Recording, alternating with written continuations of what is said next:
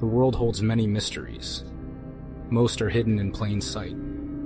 Places we pass by every day, unaware of the darkness they conceal. The stories whispered through generations, passed down like warnings from the other side. Tonight, we delve into the heart of such mysteries. We journey into the chilling reality of 6 true horror stories. Stories supported by real footage, capturing moments that defy explanation.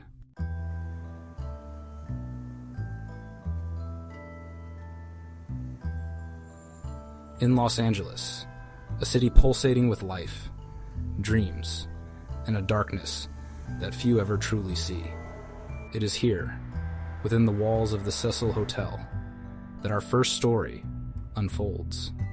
A tale woven from unsettling security footage and unanswered questions. In 2013, Elisa Lam, a young student, checked into the Cecil Hotel. She was alone, on a trip meant to be filled with exploration and joy. But her journey took a sinister turn, leading to her disappearance and a mystery that continues to baffle investigators to this day. The last known images of Elisa are haunting. Captured by the hotel elevator's security camera, they show a young woman behaving erratically, as if tormented by an unseen force. Her movements are disjointed, her expressions shifting between fear and confusion. The elevator footage is a chilling spectacle. Elisa is seen pressing buttons for multiple floors, seemingly at random, while glancing nervously around the elevator and down the hallway. Her body language is frantic, her eyes wide with a terror we can only imagine. At times, she steps out of the elevator, peering down the hallway, as if searching for someone or something. The hallway remains eerily empty, amplifying the sense of unease that permeates the footage. Adding to the unsettling nature of the video, Elisa seems to be engaging with something unseen. Her hands move in a way that suggests she is communicating, pleading, or perhaps fighting for her life. The footage is deeply disturbing, raising more questions than it answers. Weeks after her disappearance, Elisa's body was discovered in a most unsettling location: the hotel's rooftop water tank. The discovery sent shockwaves through the city and beyond, leaving investigators and the public grappling with a mystery that seemed to defy explanation. How did Elisa end up in a sealed water tank, accessible only through a locked door? Was her erratic behavior in the elevator a sign of mental distress, foul play, or something more sinister? The circumstances surrounding Elisa Lam's death remain shrouded in mystery, a chilling reminder that even in the heart of a bustling metropolis, darkness can lurk in the most unexpected places.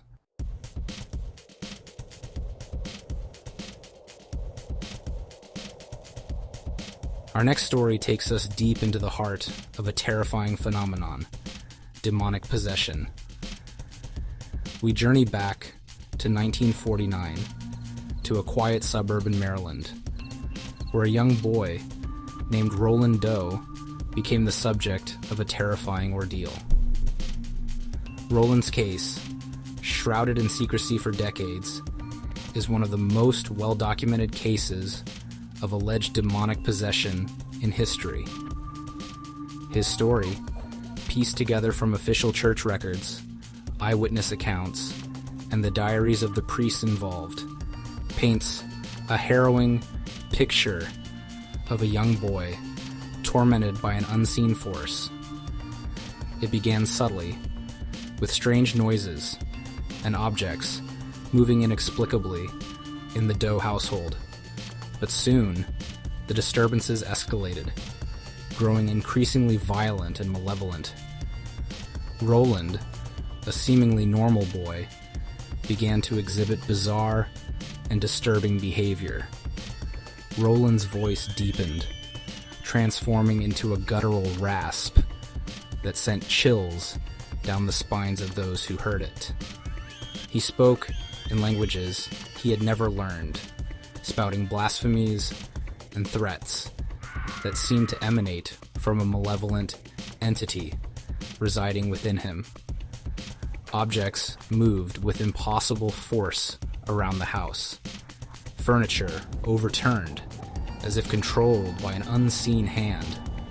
Scratches, words, and symbols appeared on Roland's body, etched into his skin as if burned by an infernal fire. Fear gripped the Doe family, driving them to seek help from the Catholic Church. What began as skepticism soon morphed into horrified certainty as priests witnessed firsthand the terrifying power that seemed to have overtaken young Roland.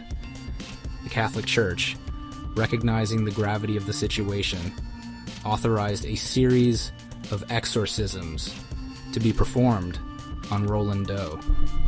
The rites, shrouded in secrecy and conducted in various locations to protect the boy's identity, were nothing short of harrowing. Priests, armed with holy water, crucifixes, and their faith, battled for Roland's soul. The air grew thick with the stench of sulfur, the room pulsating with an unseen energy. Roland, his body contorting and his voice a terrifying growl, fought against the priest's attempts to free him from the entity's grip. The exorcisms of Roland Doe, documented in chilling detail, serve as a terrifying testament to the darkness that can possess not just places, but also the souls of the innocent.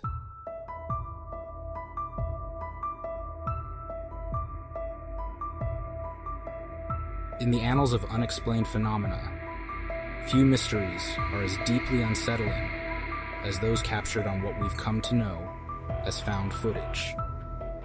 These raw, unfiltered glimpses into moments of terror, often discovered by accident, hold a unique power to disturb.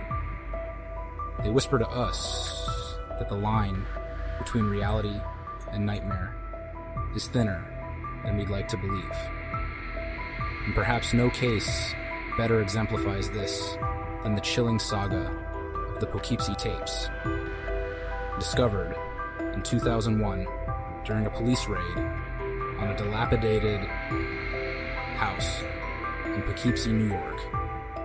The tapes contained over 8 hours of footage, chronicling the horrifying acts of an unknown assailant. The sheer depravity exhibited, coupled with the grainy, home video aesthetic of the recordings, sent chills down the spines of even the most hardened investigators. Who was this figure lurking behind the camera lens? As investigators delved deeper into the abyss of the Poughkeepsie tapes, they began piecing together a timeline of the perpetrator's crimes. The footage, spanning over a decade, revealed a pattern of escalating violence. What started as voyeuristic recordings of unsuspecting victims quickly spiraled into something far more sinister. Abductions, torture, and even murder played out on those tapes, each frame a chilling testament to the darkest depths of human depravity. The victims, seemingly chosen at random, became tragic players in a real-life horror film, their faces etched with fear, their pleas for mercy falling on deaf ears. The perpetrator, often masked or hidden in shadow, seemed to revel in their suffering, his presence a suffocating blanket of dread. The tapes became a horrifying puzzle box, each frame a piece that only deepened the mystery. Despite the wealth of evidence captured on the Poughkeepsie tapes, the case remains unsolved. The perpetrator, his identity shrouded in mystery, was never apprehended. The tapes, a chilling testament to his crimes, offer no easy answers, only more questions. Who was this individual, and what drove him to commit such unspeakable acts? Some speculate that the tapes are a hoax, a meticulously crafted work of fiction. Others believe they are all too real, a chilling glimpse into the mind of a monster who still walks among us. The Poughkeepsie tapes stand as a chilling reminder that some mysteries are never meant to be solved.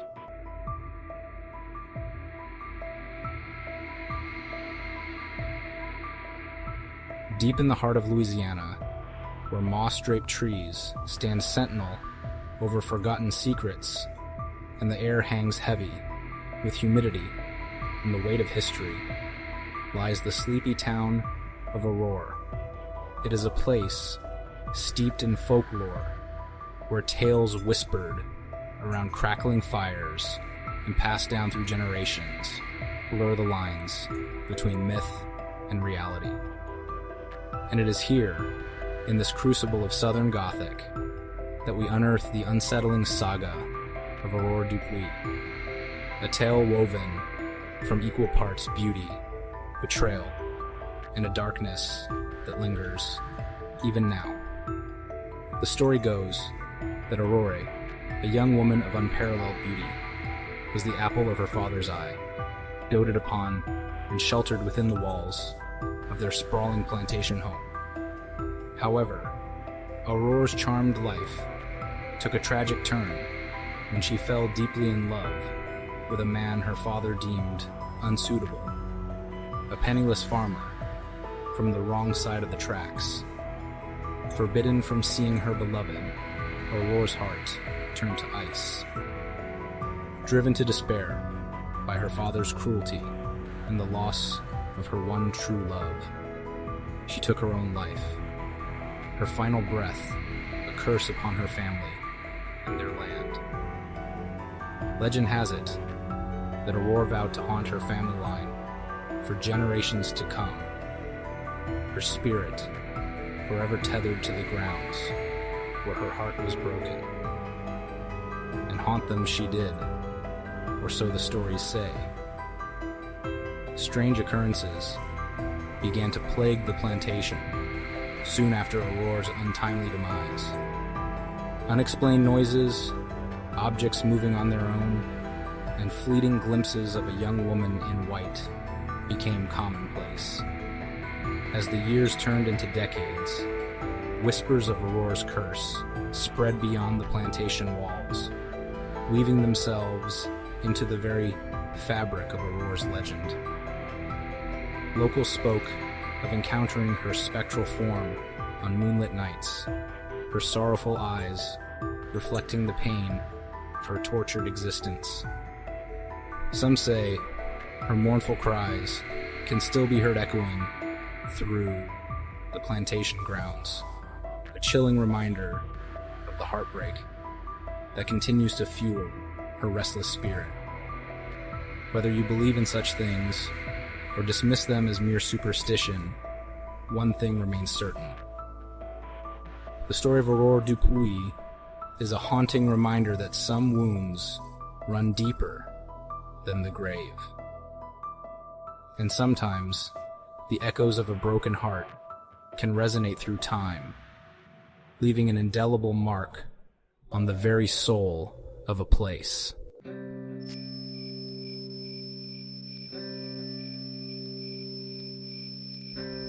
Deep in the heart of rural America, nestled among fields of tall grass and whispering corn, lies a desolate stretch of asphalt known only as No-Through Road.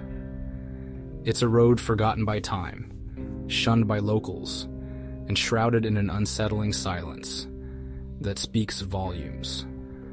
On a crisp autumn evening, A group of teenagers, filled with the sense of invincibility only youth can provide, decided to tempt fate. Their laughter echoed through the stillness as they turned onto the deserted road, their headlights cutting through the gathering darkness. Unaware of the sinister history, they drove headfirst into a nightmare. As they ventured deeper, a sense of unease settled over them. The playful banter died down, replaced by an uncomfortable silence. The air grew heavy, thick with an unseen presence.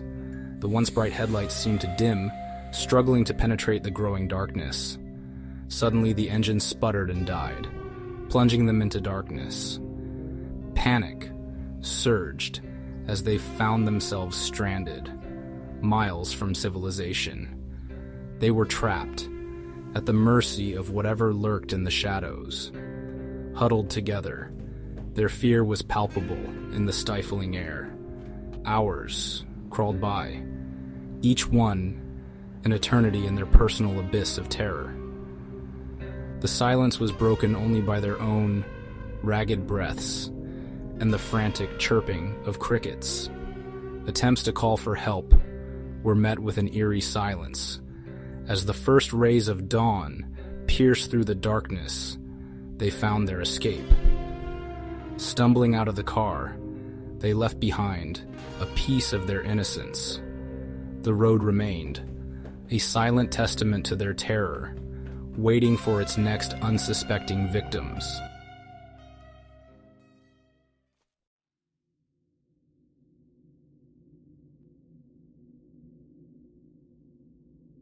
Tlaxcala, Mexico, a town steeped in history, its cobblestone streets echoing with the whispers of the past. Beneath a vibrant culture, a chilling legend lurks, passed down through generations. The Headless Horseman, a specter bound to the land, forever searching for something lost. He rides on moonless nights, his steed a creature of darkness, its hooves striking sparks from the stones. A harbinger of misfortune, his presence heralds tragedy and despair. Some dismiss it as folklore, a ghost story to keep children from straying too far. But others who have witnessed the spectral rider know the truth. The legend is not merely a product of overactive imaginations. It is rooted in the very soil of Tlaxcala, a grim reminder of a brutal past.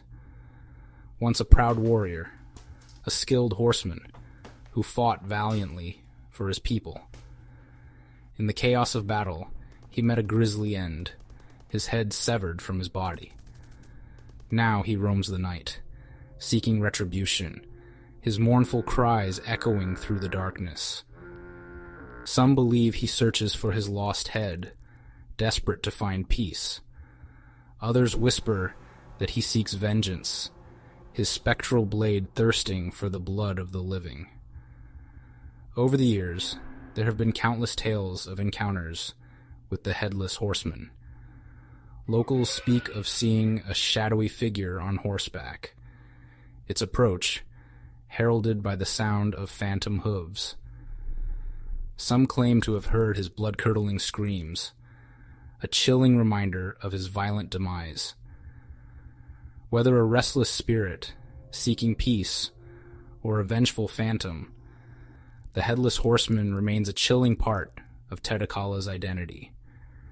His legend serves as a reminder that some wounds even time cannot heal. As the sun sets, casting long shadows, one can't help but wonder what lurks in the darkness, waiting for the stroke of midnight when the Headless Horseman rides again.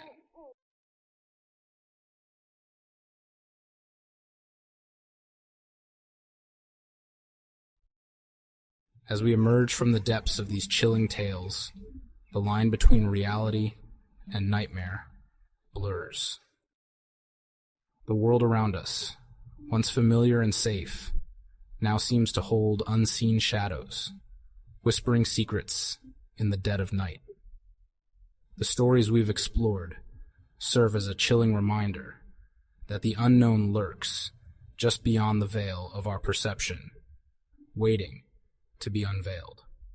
If you dared to venture into these dark corners with us, leave a like on this video and tell us in the comments which story chilled you to the bone. Remember to subscribe and turn on notifications so you don't miss out on our next story.